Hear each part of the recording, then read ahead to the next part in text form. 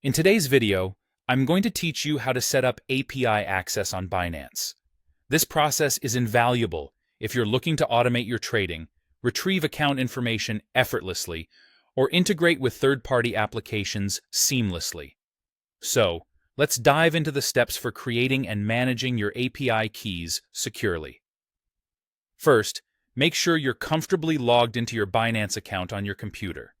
Once you're in, find your way to the top right corner where your profile icon is located. Click on your profile icon, which will open up a drop-down menu. From there, you'll want to select the option that says Account.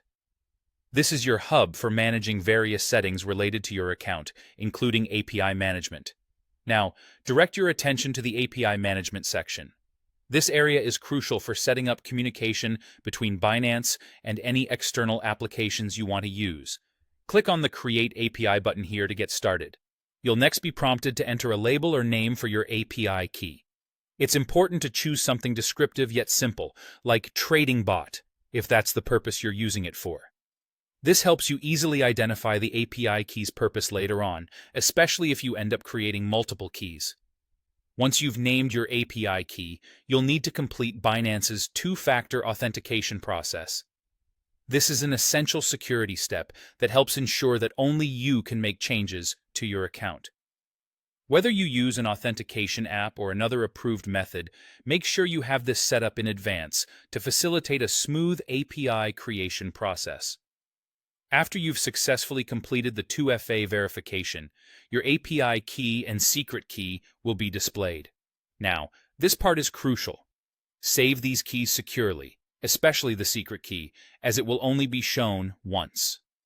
Consider storing it in a secure password manager or another highly secure location. Remember, anyone with access to these keys can potentially interact with your account as if they were you, so treat them with the utmost care. At this point, you've created your API access on Binance, but there's an additional step you can take to enhance its security. Consider setting IP access restrictions.